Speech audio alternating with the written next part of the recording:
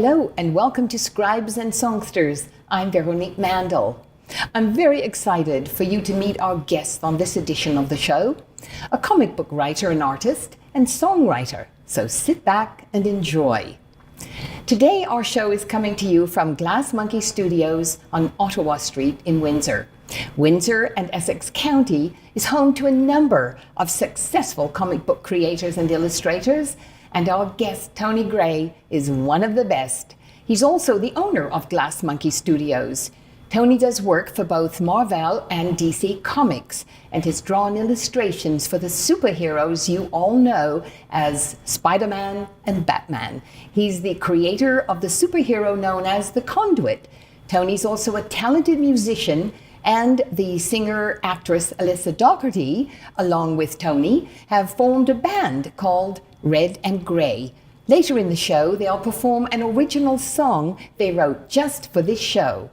Tony, welcome to Scribes and Songsters, and I'm delighted to be in your house. And I'm delighted that you're here, and I don't have to go into the cold, and you came here through the snow, the frozen tundra, to be here. I know, it's pretty cold out. It's chilly. I know.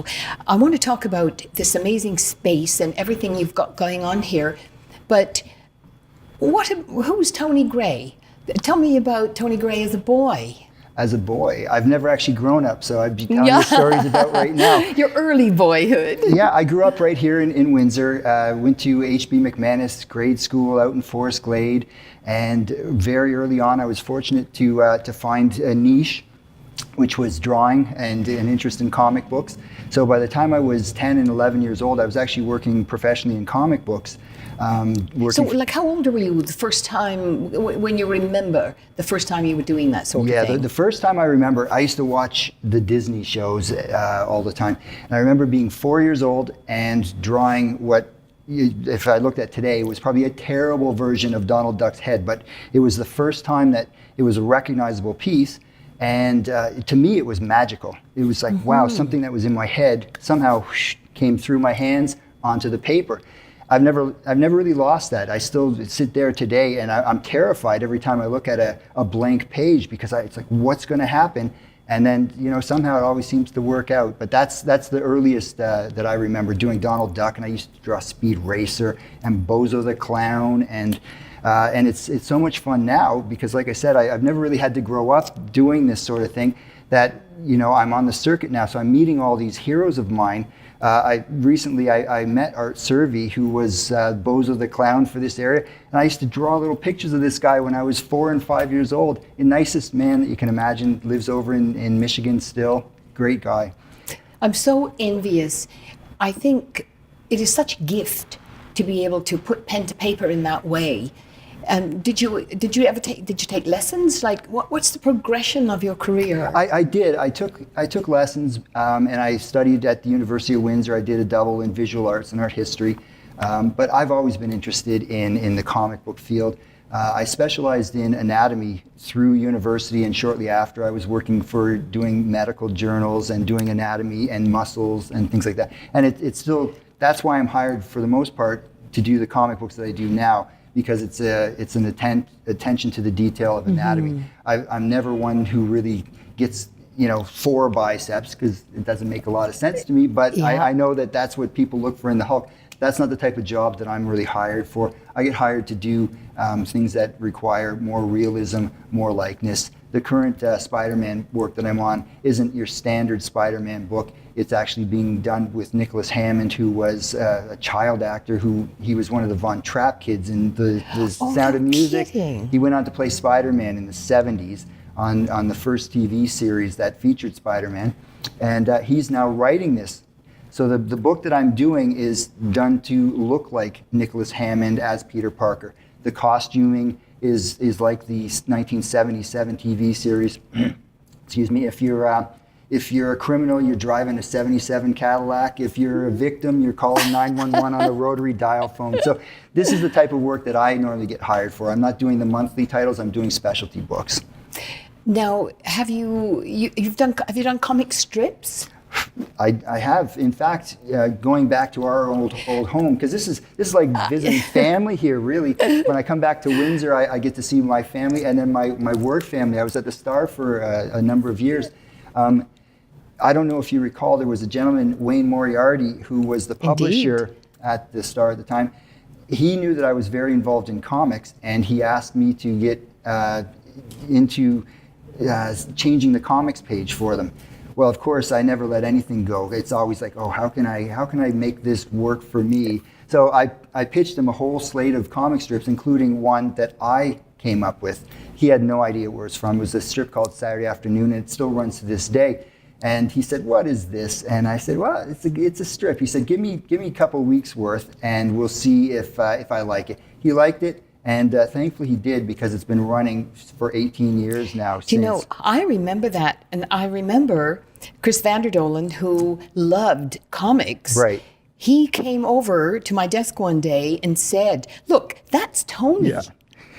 It was really exciting. Well, it was exciting for me too, because it really did launch me into the comic strips, and then through the comic strips, I met all the people through the syndicates in Los Angeles, the Creators Syndicate, the Washington Post Syndicate as well, and all of a sudden, it was appearing in the Windsor Star only exclusively. So I was doing my regular job at the Star, doing that 8 to 10 hours a day, and then I was running home and doing a strip every night, 3 to 4 hours. And it was only appearing in the Star initially, so I was making, I think, $50 a week for that. So it worked out to about $3 an hour, but it was like, forget it, I'm going to do this so that I can get my work out there.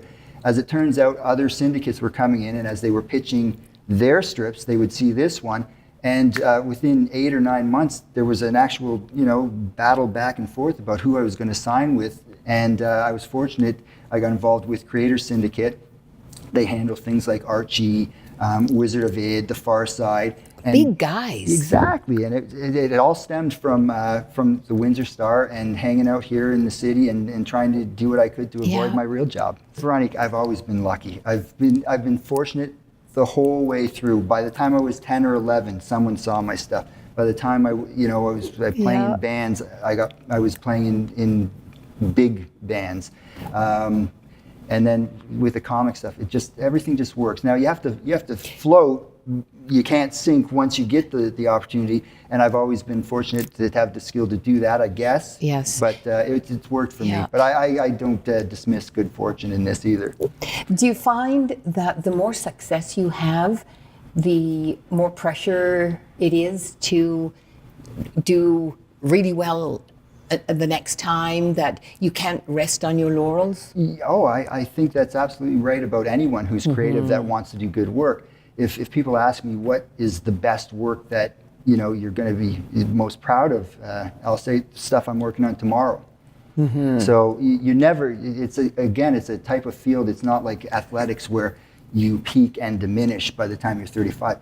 You have amazing illustrators and story writers writing to the day that they pass. Look at Stan Lee, recently passed, 95 years old. He was still working up to practically the day that he passed, writing the daily Spider-Man strip. So again, I'm fortunate to be doing a job that I can do for a really long time. Until you're in your dotage. Exactly, which is not that far off now, I guess. That's all the sort of the comic artist stuff. Right. But you're also a musician. When did that start? Well, that started when I got to be 11 or 12 years old, because you're never satisfied with what you have. So it's like, well, I can do comics anytime. I want to be a rock and roll star, man. So I started playing the drums, and the crazy thing was I never really became a rock and roll guy. My uncle was interested in music, and he set me up with the most amazing old jazz records. So I grew up learning to play Miles Davis, learning to play Monk, learning to play Coltrane.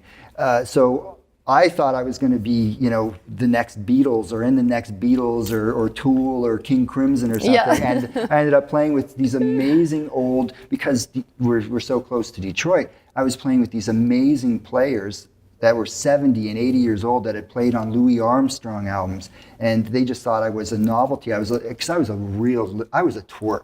I was a tiny little twerp of a guy until I was like 24, 25. And I was just this little kid with the bad, bowl cut, and they thought it was funny to see this little kid playing the drums with these extremely seasoned players. And so I learned playing the drums with some of the best players maybe on the planet ever, Yes. right? So I started doing that, and then that became easy. So I was like, well, you know what? I want to be a boxer. So then I started boxing. Then it was like, I'm going to go work at Much Music. So I did that. Like I said, everything is just kind of dropped into place for me. So and I've got nothing but luck here. So Yeah, well, I think a very famous person said, luck is 99% hard work. I mean, nobody is giving it to you on a platter. no, but I'm not paying a lot for the platter. How's that? I never have. Okay. Yeah. You're right, though. It's not the silly game that I maybe put on. I probably work 14, 16 hours a day when I really have tight deadlines. But that being said, I'm drawing comics. I'm playing Yes. music. Like, this is, to me, it's not work. God bless the people who make these buildings and pave the roads and do real hard jobs I while I'm know. sitting up here drawing in the air conditioning or the nice heat. Yeah. So, What do you think it is about superheroes that stand the test of time? well, 10 years ago, I would have said they give people so much hope and they provide a courageous role model for people. But comics are different now. They're dark. They're angry. So I don't know what it is. Maybe that's just the culture as it is now. Kids are growing up, and it's a different, darker, more real view of the world that they're looking for.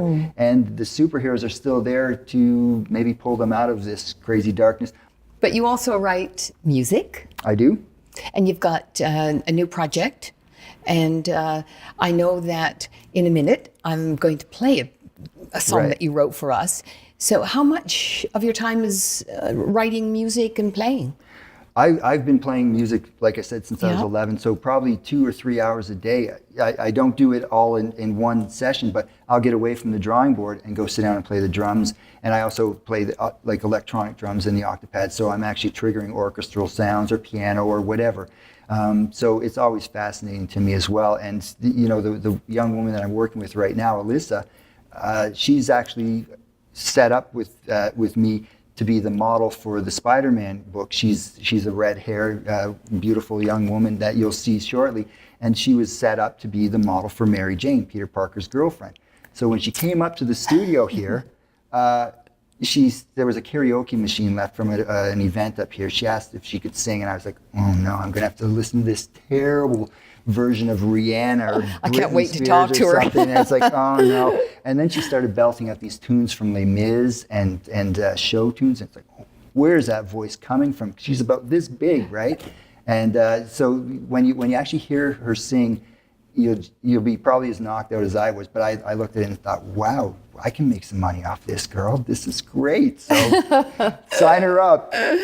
Oh my goodness, the time flies. I know. I could talk to you for another hour.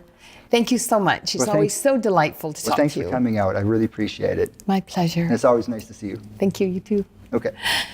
Now we're going to show a video of Tony and Alyssa Doherty. And as I said, I am delighted that they're performing an original song they wrote for their appearance here today. And the song is called Lost in Your Thoughts. Here's Red and Gray.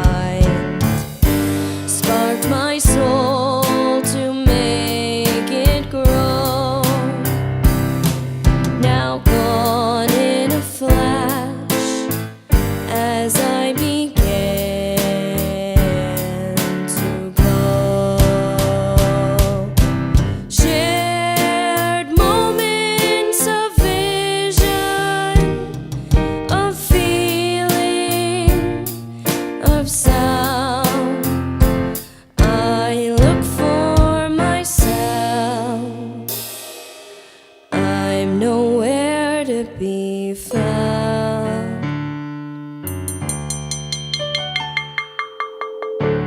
You made me believe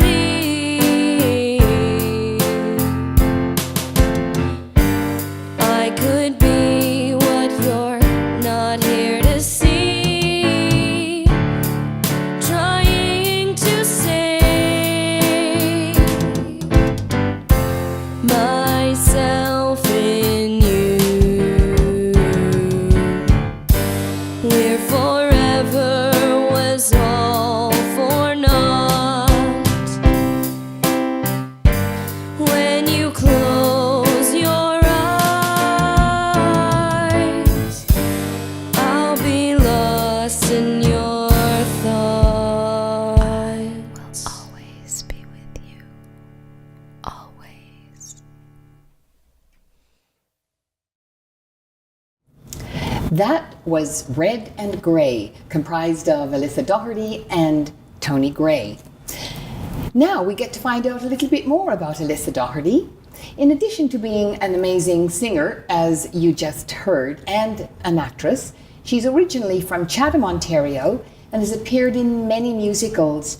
Those include appearing in the title role of a Toronto production of Annie. Alyssa, welcome to Scribes and Songsters. Thanks for having me. So, I know what grey is, but what's the red? The red is Your my hair. As soon as I asked the question, I thought, why, of course, it's that amazing red hair. Yes, we had to come up with something, and we just thought red and gray was the best way to promote ourselves. So It's really cool, actually, when you think about the colors. yeah. So tell me a little bit about yourself. Where you're from Chatham? So yeah, I'm from Chatham, Kent originally. I had a lot of very positive support growing up from the Chatham, Kent area. It's a great place to live, and it's full of people who completely supported me on my journey through acting and singing. And So now, when did you start all of that? In school? or- I started when I was 3 years old with acting. My mom was incredibly shy as a kid, so she put me into acting hoping that I wasn't going to hide behind her legs when she introduced me to people, which I still did. But I ended up loving acting, and the stage was the only place that I wanted to be growing up. So did you go to school to study? I didn't, but I went to Holy Family for my elementary school, and then I went to Ursuline College in Chatham, and they have a great arts program there. So that was everything that I wanted, and I took part in like the Sears Drama Festival and the musicals, and that kind of got me rolling. But when I was in 7th grade was when I really made my big break. I played Orphan Annie in Toronto. And this was a shot that I never thought I had. I was some small town girl, like out of a movie when you think about it. Some small town girl auditioning for this big part, and I got it. So from that point, my mom was like, okay, we'll let you audition, but that was it. We're just gonna audition, and if you get the part, then we'll figure it out from there. So then that kind of entailed 3.5-hour drives 3 times a week to Toronto. So I'm so thankful for my family, but that's what got me started. Now, was this a professional job, a paying job? Yes, this was. And I was so excited because I'd only done theater and musicals, and that was what I loved to do. And I didn't realize that it could be paid for. So once I found out that things could be paid for, all right, maybe this is what I want to go into. So then what happened after So- that triumph? After that, my mom started looking around for me and finding agents, and I got an agent, and then I started auditioning for TV shows, which was completely different. It's a great place to be, and I loved every second of it. And the first role I got was, I was pitched as like this innocent, redheaded, freckled kid, and I ended up, my first role was a real story, so it's not really that funny, but I was a murderer. And Nice charming role. it was based on a true story and very, very difficult role to do. I didn't think that things could be so complex and hard to put yourself into someone else's mindset, because I've always loved being the character of someone else until you put yourself in a dark place like that. And so to top that up, then I played Lindsay Lohan on Broken Famous, which I actually just saw very recently. And What did you think? I loved it. Yeah. I've always been compared to, just looks-wise, when I was a kid, The Parent Trap and Lindsay Lohan. So that was what they kind of pitched me as, and I ended up getting the drug-addicted, drunken Lindsay Lohan. Yeah. So, I mean, it's interesting to go from Annie to Lindsay Lohan. Yeah, I'd always played I was Ariel in The Little Mermaid, Belle in Beauty and the Beast. Annie, I played that role twice because I loved it so much. But yeah, to go from there to being these dark, scary places, it was, yeah. Well, it takes acting talent. Yes, it definitely taught me a lot, so. And what about your voice? Where did all of that come from, and when did that start? So this was a complete, I didn't think that I could sing. So I just kind of sang for fun, and it was something that just came naturally. And then all of a sudden I was like at a campground, and my parents were like, there's this rock idol thing. You want to try it out and you can win a camera. And I was like, that's the best thing ever. So I auditioned and started doing this thing at a campground, and I won the camera. So I was like, maybe I should start taking lessons. And from there I took lessons and started musicals and started all this kind of fun stuff that I love doing. So, yeah. Do you ever pinch yourself? And do you ever pinch yourself and sort of say, you know, how did I go from being that little girl who was shy to, you know, being quite, becoming quite a well-known performer? All of the time, because I honestly was that kid that would hide behind my mom, and I didn't want to talk to the people who are around. I was so scared. But once I got on stage, I realized that I'm a character, and this is cool. I'm not myself anymore. So I always would throw myself into the character, even if I got overly into the character. They were always fun characters. So I was always playing princesses, and it's just always been my escape. So What are you doing now?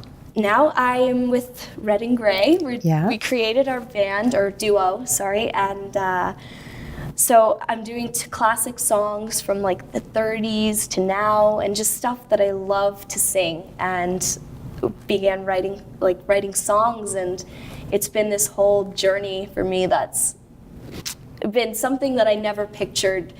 Like you always envision it as a kid. You're like, oh my gosh, I'm gonna do this when I'm older, not have a real job. I'm gonna have fun all the time and sing, and just, it's a really happy lifestyle. So I just love it.